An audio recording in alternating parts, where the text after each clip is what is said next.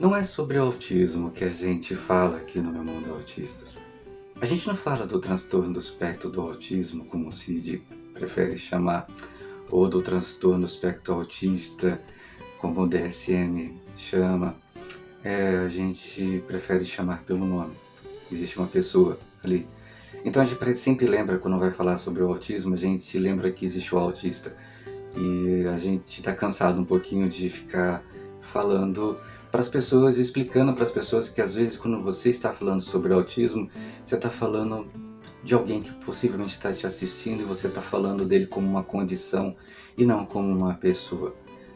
A gente fica falando, repetindo isso várias vezes porque os autistas se manifestam, falam, declaram e talvez não abertamente, porque como conhecemos da condição autista, boa parte dos autistas tem essa vontade interna que conspira, que faz com que ele prefira ser mais, prefira no sentido do tipo, as conexões fazem com que seja assim, ser reservado.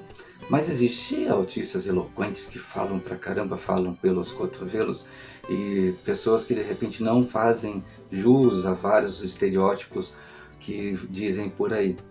Esses dias um conhecido, um garoto jovem muito querido, ele falou que ele anota tudo antes de consulta, para consulta de rotina com o médico, ele anota tudo o que aconteceu com ele para que ele não possa esquecer, para levar a maior quantidade de informação possível para o profissional. E o profissional chegou para ele e falou que isso é uma estereotipia. Ai, gente, a gente está muito preocupado com o caminho que está levando o autismo. Tudo que é associado à condição autista, por vezes, tem um nome. Não necessariamente porque a pessoa autista tem um comportamento que aquilo é diferente de uma pessoa típica. Nós estamos falando isso há muito tempo, quer dizer, porque o rapaz, ele anota, ele é detalhista, tá, gente? Isso se chama detalhista, cuidadoso. Ele leva tudo anotado para que não esqueça, assim como uma mãe que de repente vê comportamentos diferentes no seu filho pequeno e ela anota no papelzinho para poder levar para o médico: olha, doutor, ele está fazendo isso, eu não queria esquecer, então eu anotei. E aí, para não anotar, lembra daquela tabela em chat que você anota todas as, para clicando o que seu filho deveria estar fazendo e não faz, que tem na caderneta de saúde que tiraram e voltaram. Então, assim, esse cuidado, o médico falou que era uma estereotipia. Não, doutor, isso não é uma estereotipia, né? Isso também não o fato dele estar fazendo, ter este comportamento, não significa que isso é coisa de autista. Esses dias uma criança, infelizmente, foi a óbito, atropelada, saiu correndo para a rua, é, saiu em todos os noticiários. Se fosse autista, diriam que era Elope, né? Que é aquele sair desembestado, correndo para cima e para baixo, que dizem que é coisa de autista. A gente está criando vários nomes para comportamentos que são típicos e dizendo, caracterizando com outros nomes quando a pessoa é autista. A gente está criando um cenário em que tudo que a pessoa autista faz é patológico, precisa ter um nome diferenciado.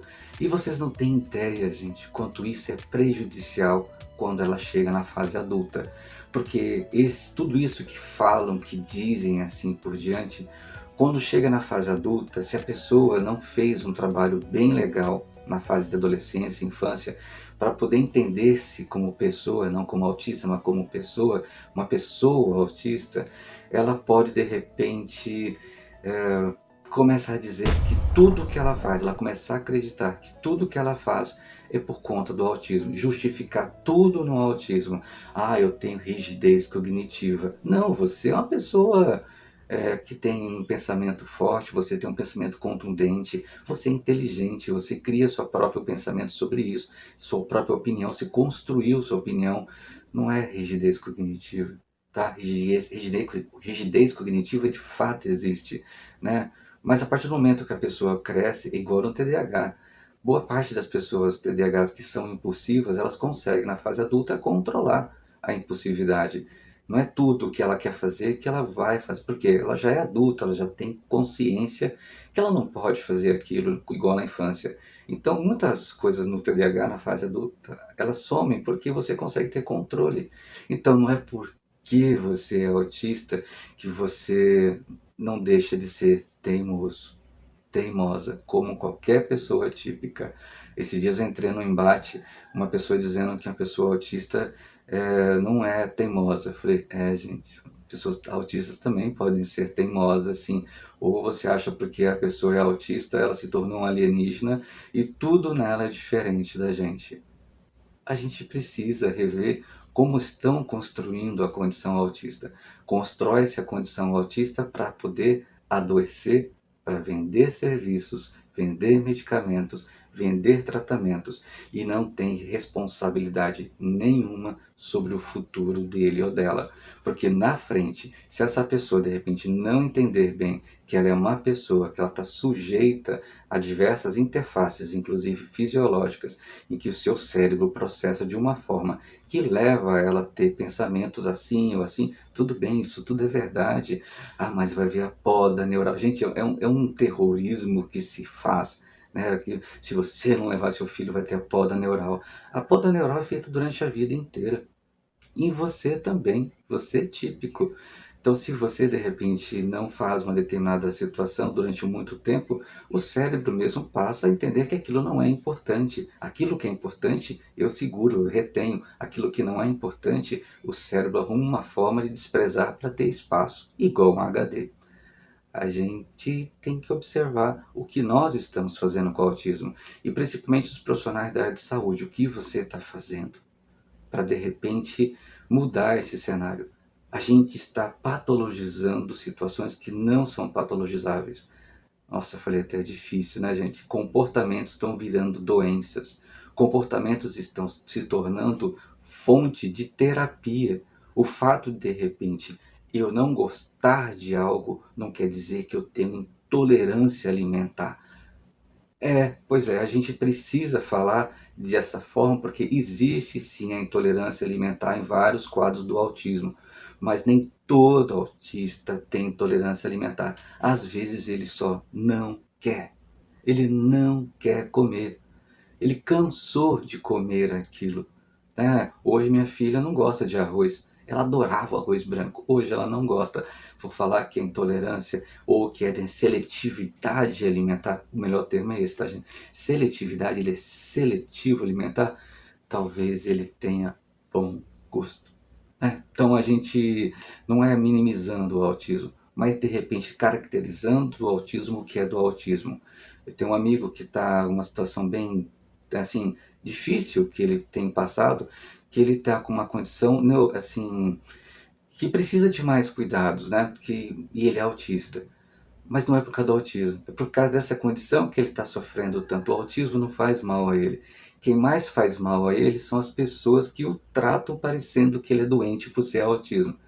Então, quer dizer, o que ele passa tem a ver, sim, o autismo favorece que algumas coisas se apropriem, que são as chamadas comorbidades. Ele tem comorbidades associadas ao autismo, mas o autismo não faz mal a ele.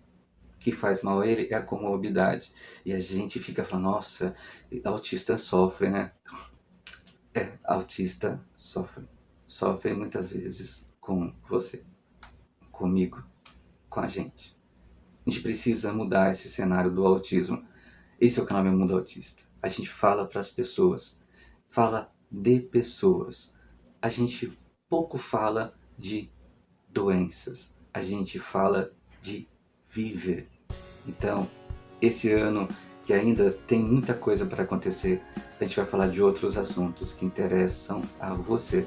Se você de repente está cansado de ouvir falar só de doença, vem assistir. A gente fala de pessoa para pessoa, de pai, pessoa, profissional de saúde e pai. A gente fala para você falar que o autismo não é uma sentença. A gente precisa falar isso e convencer as pessoas disso. E principalmente não tentar convencer o autista que ele é diferente daquilo que ele de fato ele acredita ser. E não fazer ele acreditar o que a gente quer que ele seja. Tá? fica essa dica. E se você quer um assunto, joga aí nos comentários que eu vou adorar falar com você, tá bom?